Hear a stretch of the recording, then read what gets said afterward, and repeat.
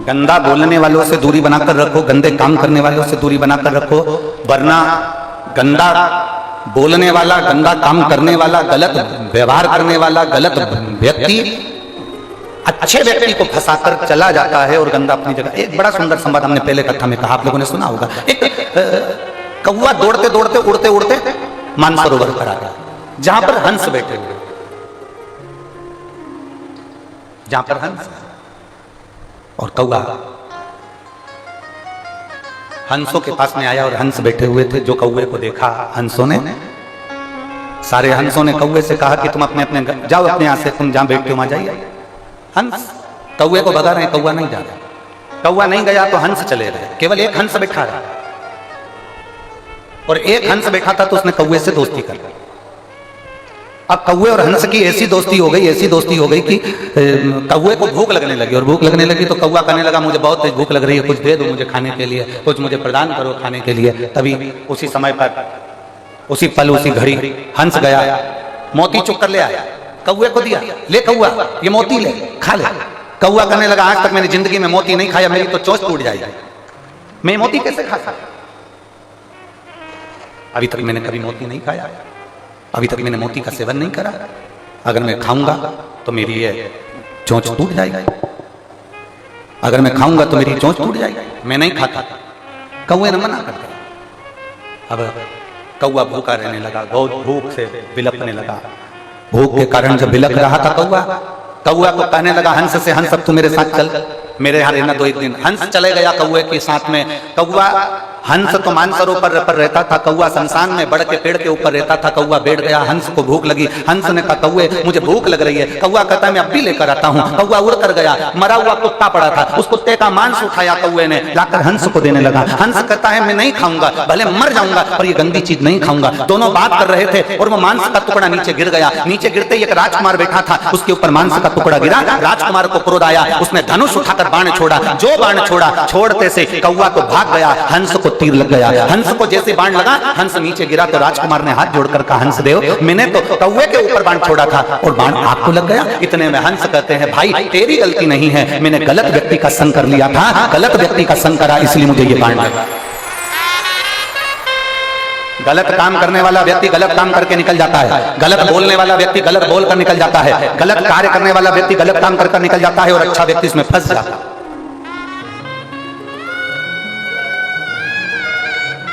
अच्छा व्यक्ति इसमें फंस रहा है।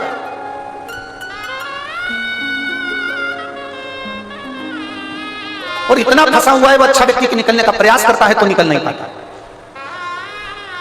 किसी अच्छे की संगत करने का प्रयास करता है। एक बहुत अच्छी कथा आती है, बहुत सुंदर संवाद। तमिल भाषा में एक संत ने एक पुस्तक लिखी है जिसका नाम है शिव रहस्य। क्या नाम है किताब का? जम के बोलो जरा। शिव रहस्य, तमिल भाषा में लिखी है। और उसमें दक्षिण के एक शंकर जी के मंदिर का वर्णन आता है, भीलेश्वर महादेव। कौन से महादेव हैं? जम के बोलो जरा, जम के। भीलेश्वर, जिनको भीलनाथ महादेव भी कहते हैं, भीलेश्वर महादेव। तमिल की उस पुस्तक में शिव रहस्य में उसका वर्णन लिखा है कि एक घने जंगल में एक शंकर जी का एक शिवालय है। घने जंगल, घना जंगल है, और उन शिव जी का नाम है भीलेश्वर महादेव। बहुत घना जंगल। अब शिव महापुराण में एक बात आती है कि एकांतेश्वर महादेव, एकांतेश्वर महादेव मतलब जंगल के अंदर कहीं एकांत में कोई शंकर जी का मंदिर हो, वहां जाकर जल जरूर चढ़ाना चाहिए। आप लोगों ने सुना है ना कथा?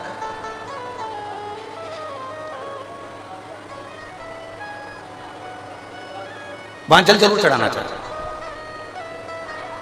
मान लो जिसका लीवर काम नहीं कर रहा, जिसकी किडनी काम नहीं कर रही, और डॉक्टर ने कह दिया कि इसका डायलिसिस चालू हो गया है या इसका डायलिसिस चल रहा है। बेलपत्री के पेड़ के नीचे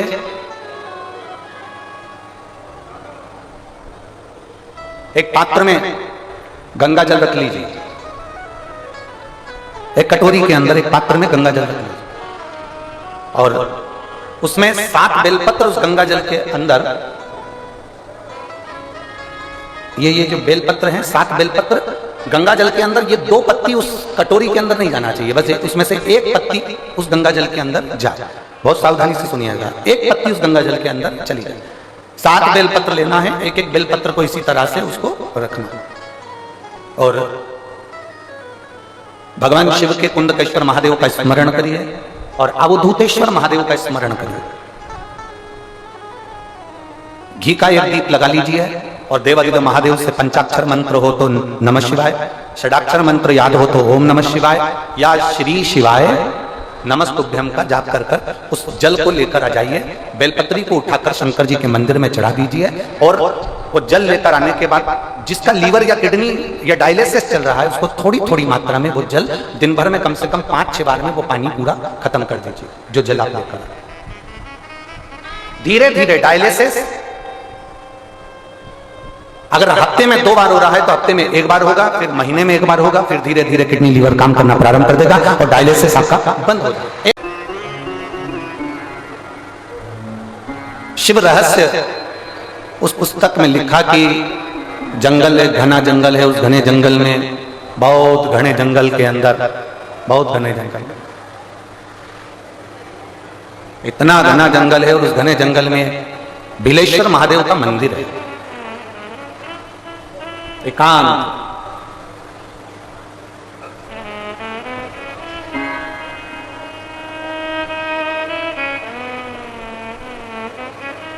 और जब बिलेश्वर महादेव का मंदिर है तो उसके पास में जंगल के पास में जो गांव था, गांव में बहुत सारे ब्राह्मण रहते थे। उन ब्राह्मणों ने विचार करा कि अपन प्रदोष का दिन है और पास में ही जंगल में बिलेश्वर महादेव का मंदिर है, सब जल चढ़ाने चलते, पूजन करने चलते। पर एक बात है कि वहां जो शंकर जी का मंदिर है वहां सब वनवासी रहते हैं, सब आदिवासी, सब वनवासी, वन में विचरण करने वाले, वन में रहने वाले रहते हैं और उस मंदिर में कोई पूजन नहीं करता है। इतने में एक ब्राह्मण बोला कि मंदिर में पूजन तो होती है पर वही वनवासी करते हैं, पर उनको पूजन करना नहीं आता। किसी ने पूछा कैसे पूजन करते हैं तो कहने लगे जैसे हम तांबे के लोटे से जल चढ़ाते हैं, भगवान को भोग लगाते हैं, बेलपत्र चढ़ाते हैं। वो वन में रहने वाले, उनको कोई मालूम नहीं है ना, तो वो क्या करते हैं कि उन्हें चमड़े का एक जानवर को मारकर उसकी खाल को चमड़े का एक बैग तैयार कर रहा है, उस बैग में जल भरते हैं और चमड़े का जल शंकर जी को चढ़ा देते हैं। किसी पशु पक्षी को मारते हैं, उसका मांस उठाकर भगवान को भोग लगाते हैं। ब्राह्मणों ने विचार करा, बताओ कैसे लोग हैं, भगवान को पहचानते नहीं, ऐसे लोग भगवान को जानते नहीं। अपन चलते हैं और अपन पूजन करेंगे। पूरे पूजन की सामग्री लेकर ब्राह्मण जितने थे सारे के सारे बिलेश्वर महादेव पर पहुंच गए। शिव रहस्य की कथा हमको कहती है कि भगवान कभी भी सामग्री का भूखा नहीं रहा, भगवान भोलेनाथ भाव का भूखा रहा। भगवान शंकर को रिझाने के लिए सामग्री की जरूरत नहीं है। कोई चीज तुम पशुपति व्रत करने के लिए गई हो, थोड़ा सामान तुम्हारा घर पर छूट गया, मान लो तुम्हारा कंकु, रोली, मोली, चंदन, हल्दी कुछ घर पर छूट गया, बस एक चीज ना छूटे, जो 6 दिए हैं वो और प्रसाद के 3 हिस्से। जो प्रसाद तुम लेकर जा रहे हो उसके 3 हिस्से करने का सामान वो छूटना नहीं चाहिए। बाकी का तुम्हारी मोली घर पर छूट गई, रोली घर पर छूट गई, चंदन घर पर छूट गया, अगर तगर घर पर छूट गया, कपूर घर पर छूट गया, लोटा पानी का घर पर छूट गया, कोई सामान तुम्हारा घर पर छूट गया, चल जाएगा, बिल्कुल चलेगा। तुम उसमें चिंता मत करना कि मेरी थाली में ये नहीं। गणगौर की पूजन करने जाती हैं माताएं, इधर गणगौर होती है कि नहीं होती हमको नहीं मालूम। गणगौर की जब पूजन करने माता जाती हैं, तीज का पूजन करने जाती हैं, देवी का पूजन करने जाती हैं, चतुर्थी का पूजन करने जाती हैं, किसी देवी देवता का पूजन करने जाती हैं, पूजन की थाली में दूसरे की थाली में देखती हैं कि बहुत सारा सामान है, मेरी थाली में ये चीज नहीं है, तो उसको याद आती रहती है, मैंने तो भगवान को ये चढ़ाया ही नहीं, मैं तो भगवान को ये देखी नहीं पाई, मैं तो भगवान को ये दे नहीं पाई, मेरे पास तो ये सामान है ही नहीं, उसकी चिंता में लग जाती है। शिव महापुराण की कथा कहती है जो देवी देवता ने आपके हाथ से बुलवाना था वो सामान देवी देवता ने आपके हाथ से बुलवा लिया, आप चिंता करने की जरूरत नहीं। आप ये टेंशन मत लो कि मेरी थाली में ये नहीं है, मेरी थाली में ये है। ना ना, आप तो भगवान के भरोसे छोड़ दो कि तूने जो कहा मैं वो लेकर आ गया, तूने जो मुझे बुद्धि दी उस बुद्धि से मैं लेकर आ गई, तूने जो मुझे आज्ञा करी मैं वो लेकर पहुंच गई। अब मेरे पास में ये नहीं कि मैं ये भूल गई, मैं ये रह गया।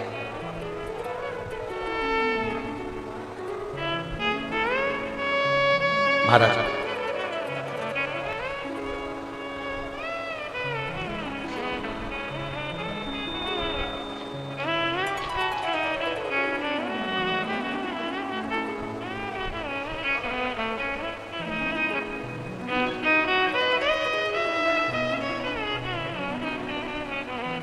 बाबा तूने लाखों की,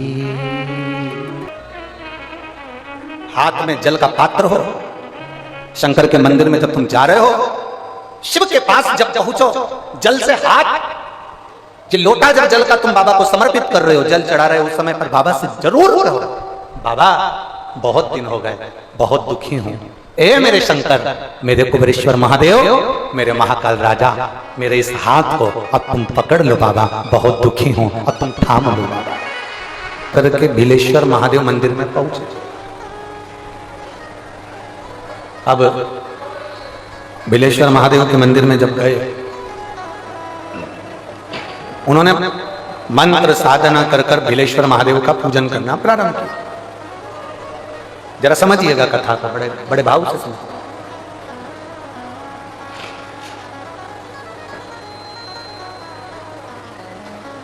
शिव महापुराण की कथा यहां तक कहती है कि यदि आप कोई मंत्र साधना व्रत उपास कुछ भी नहीं जानते तो बेलपत्री के वृक्ष के नीचे एक लोटा जल चढ़ाओ, प्रदोष की प्रदोष एक घी का दीप लगाओ और बेलपत्र के वृक्ष के नीचे की मिट्टी का ही तिलक लगाओ। बेलपत्र के वृक्ष के नीचे की ही मिट्टी का तिलक। ब्राह्मण चल दिए पूजन का सामान लेकर, सामग्री लेकर, बहुत सारी सामग्री को जुटाकर भगवान शंकर के मंदिर बिलेश्वर महादेव के मंदिर में पहुंच गए। पूजन चालू कर दी,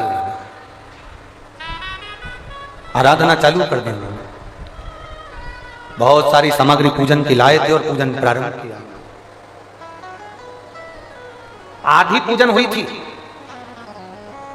इतनी देर में उन्होंने क्या देखा कि एक वनवासी, वन में रहने वाला एक भील और भयंकर उसका स्वरूप, बहुत बड़ा शरीर, पूरा शरीर काला सा पड़ रहा है और भयंकर उसका स्वरूप है, और वो शिवालय के अंदर आ गया और शिवालय के अंदर आते से भगवान शंकर के शिवलिंग को उसने दोनों हाथों से लपेट लिया, गले से लगा लिया। शिवलिंग को गले से लगा लिया। अब ये जितने ब्राह्मण बैठे थे, जितने ब्राह्मण पूजन कर रहे थे, जितने ब्राह्मण बैठे हुए थे, वो सब आश्चर्य में पड़ गए। हमने सुना था कि कोई वनवासी आते हैं यहां पर भगवान शंकर की पूजन करते हैं, पर आश्चर्य इस बात का है कि हमने देखा नहीं था इतना विकराल स्वरूप, इतना बड़ा स्वरूप, इतना विशाल स्वरूप। अब ये सब डरने लगे, भय खाने लगे, इनको डर लगने लगा, इनको भय लगने लगा। और इनको जब डर लगा, इनको जब भय लगा तो पीछे सरक गए मंदिर में, पीछे की ओर दीवार से थोड़ा सा टिक कर बैठ गए, पीछे की ओर सरक गए। जो पीछे की ओर खस के बैठे, इसने शिवलिंग को पकड़ा और भगवान शंकर को चिल्लाना प्रारंभ करा। बहुत तेज तेज जिसने आवाज लगाई, बहुत तेज तेज जिसने आवाज लगाना प्रारंभ। बहुत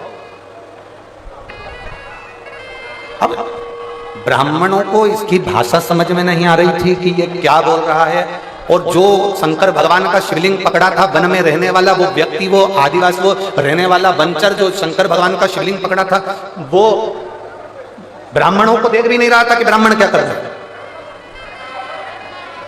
वो देख भी नहीं रहा, वो चिल्लाए जा रहा है। ब्राह्मण डरे, पीछे की ओर हो गए और वो चिल्ला रहा है, वो आवाज लगा, बहुत चिल्ला, बहुत आवाज।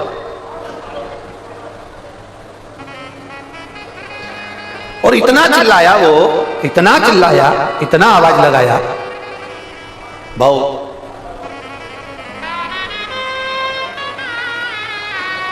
अब महाराज जैसे ही उस वन में रहने वाला वो व्यक्ति चिल्ला रहा था, ब्राह्मण पीछे खसक चुके थे। थोड़ी देर बाद उसने क्या देखा कि वो चमड़े के पात्र में से उसने जल निकाला और चमड़े के पात्र का जल महादेव को चढ़ाया। वो वन में रहने वाले व्यक्ति ने चमड़े के पात्र में से भगवान शंकर को जल चढ़ाया। फिर उसने क्या देखा कि उसी चमड़े के एक झोले में से उसने थोड़ा सा कुछ मांस अधिक निकाला होगा, कोई जीव का, और वो भगवान को दिया होगा और दिया होगा। तो ब्राह्मण लोगों ने मुख पर पट्टी लगाई कि कैसा गंदा व्यक्ति है, इसलिए तो हम शंकर की पूजन करने के लिए आए, इसीलिए तो हम शिव की आराधना करने के लिए आए।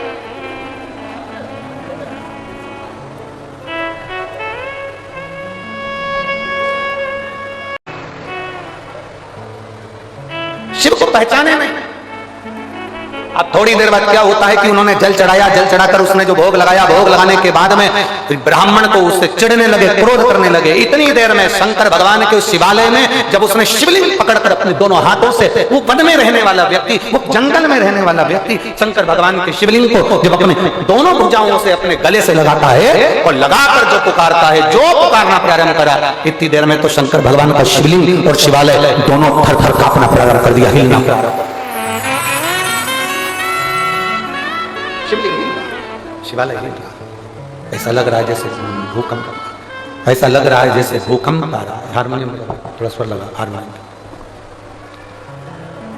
1 नंबर से चले दोस्तों।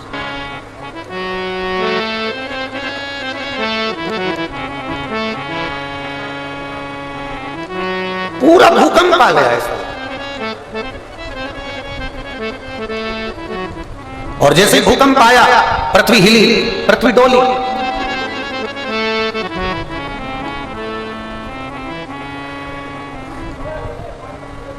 सारे ब्राह्मणों ने सोचा कि अभी ये ऊपर से जो मंदिर का शिखर है वो नीचे गिरेगा। सारे ब्राह्मणों ने सोचा ऊपर से मंदिर का शिखर नीचे गिरने वाला। अब ब्राह्मण तो मंदिर छोड़कर बाहर, और जो वनवासी था, जो भील था, उसने सोचा मेरे महादेव का शिवलिंग पर ये पत्थर गिरेंगे, मेरा भगवान शंकर का शिवलिंग टूट जाएगा। करे क्या? बचाने के लिए क्या था उसके पास? जंगल में रहने वाला, ना पढ़ा ना लिखा, ना कुछ जानता, ना आराधना, ना पूजन, ना व्रत, ना तपस्या, ना योग, कुछ नहीं जानता, ना वेद, ना पुराण। बस उसने क्या देखा? भूकंप आया, पत्थर ऊपर से मंदिर के नीचे गिरेंगे, मेरे महादेव के शिवलिंग को लग जाएगी, और तुरंत वो वन में रहने वाला वंचक उस शंकर के शिवलिंग को जैसे ये शिवलिंग, ये गोल जलाधारी, वो वंचक जहां से अशोक सुंदरी का स्थान है वहां पर तो उसने पांव कर शंकर के शिवलिंग को पूरा चारों तरफ से, जैसे बच्चा एक करमट करके सोता है तकिए को अपनी ओर खींच कर, उसी तरह से उसने शिवलिंग को चारों तरफ से लपेट लिया और अपना हाथ शंकर के शिवलिंग पर रख लिया, और पूरी तरह से भगवान शंकर के शिवलिंग को उस वन में रहने वाले उस व्यक्ति ने पूरा शिवलिंग दबा लिया। पूरा पत्थर गिरना प्रारंभ हुए, जो पत्थर गिरना प्रारंभ हुए, धड़ाधड़ पत्थर गिरे, उसकी पीठ पर गिरते रहे, उसके शरीर पर गिरते रहे, और शरीर पर पीठ पर गिरते गिरते ब्राह्मण सब बाहर खड़े थे, इसकी पीठ पर पत्थर के पत्थर गिर रहे थे। थोड़ी देर बाद पृथ्वी स्थिर हो गई, इसने अपनी पीठ से पत्थरों को हटाया, शंकर के शिवलिंग को देखा और देखकर उनको हाथ से स्पर्श कर कर कहा, बाबा कहीं आपको लगी तो नहीं है बाबा, कहीं चोट तो नहीं आई बाबा?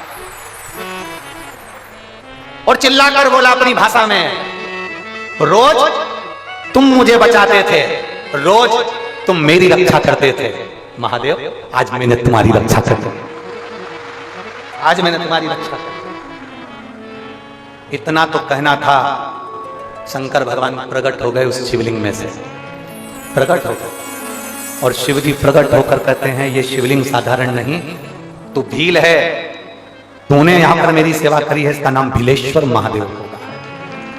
दक्षिण में आज भी वह भीलेश्वर महादेव पूजित हैं। ब्राह्मण अंदर आए, शंकर भगवान ने कहा देखो पूजन से मैं कभी प्रसन्न नहीं हुआ, बहुत पूजन की सामग्री से मैं प्रसन्न नहीं हुआ। ब्राह्मण देवता तुम 4 घंटे से मंत्र पढ़ रहे थे, जैसे ही कंपन होने लगा तुम सबसे पहले छोड़कर भाग गए, पर ये ना पूजन जानता है ना आराधना जानता है, ये भील है, जंगल में रहने वाला, ना कुछ आराधना जानता ना पूजन जानता, बस इसने मेरे शिवलिंग पर भले कैसा भी जल चढ़ाया, पर मुझे दिल से प्रेम करा, भाव से रिझाया, इसलिए मैं प्रकट हो गया। इसलिए ब्राह्मणों ने चरण छुए, भगवान देवादिदेव महादेव के क्षमा याचना करी और भील से कहा, भील आज तेरे कारण प्रदोष के दिन हमें देवादिदेव महादेव का आज दर्शन हुआ।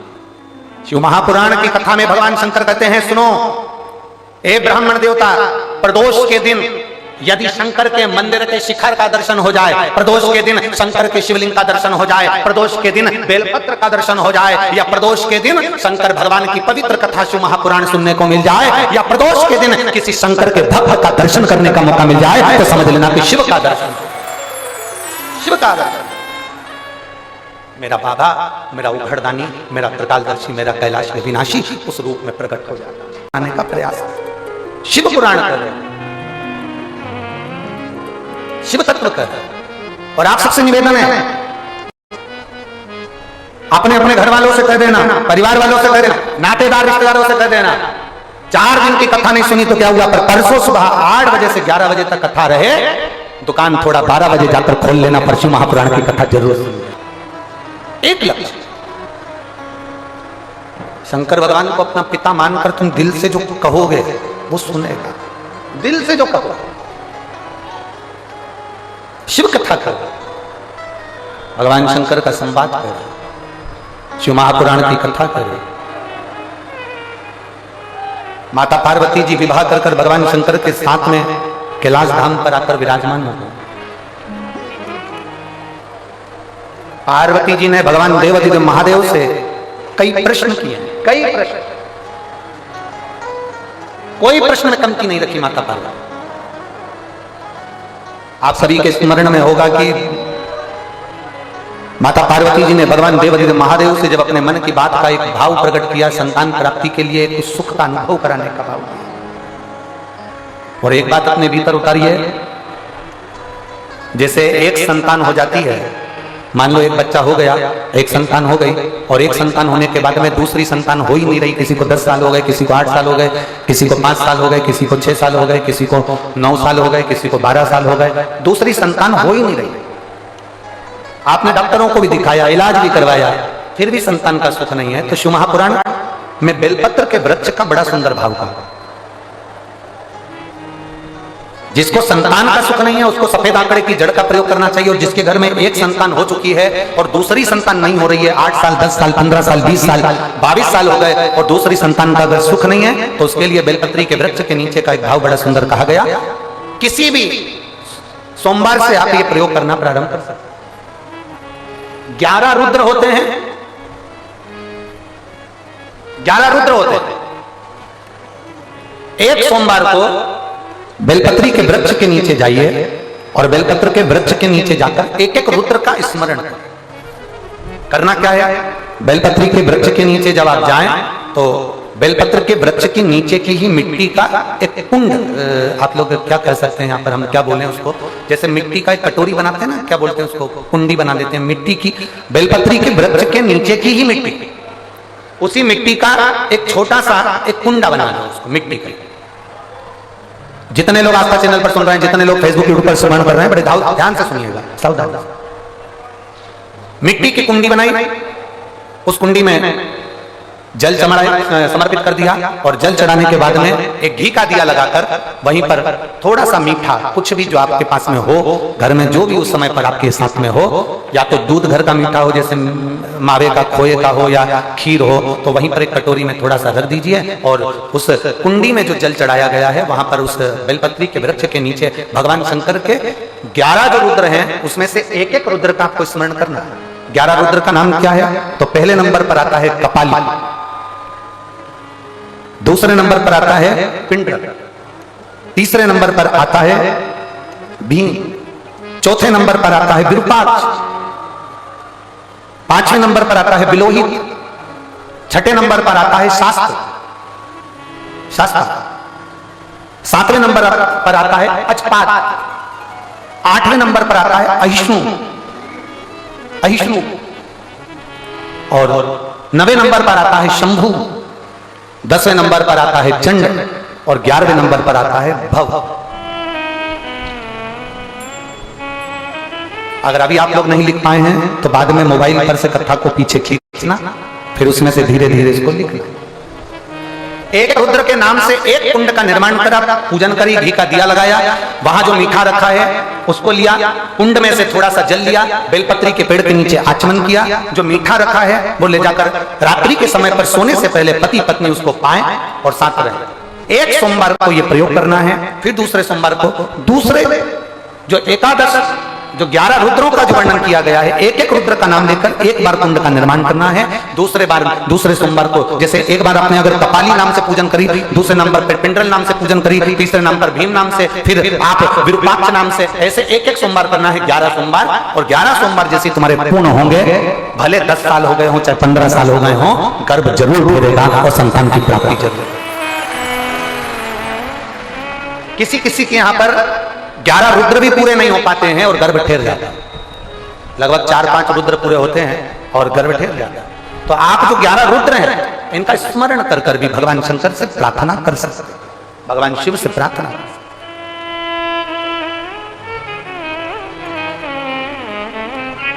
और शंभु शरणे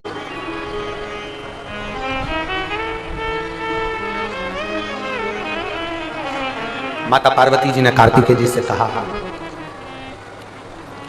तारकासुर का संहार तुमको करना है। तारकासुर का कार्तिकेय, ठीक है। भगवान शिव जी के पुत्र और पुत्रियों से एक चीज हमेशा सीखना चाहिए कि भगवान शंकर के जो पुत्र पुत्रियां हैं, भगवान शिव के जो बच्चे हैं, वो माता पिता की आज्ञा के बिना कभी रात्रि को बाहर नहीं निकलते, कभी रात्रि।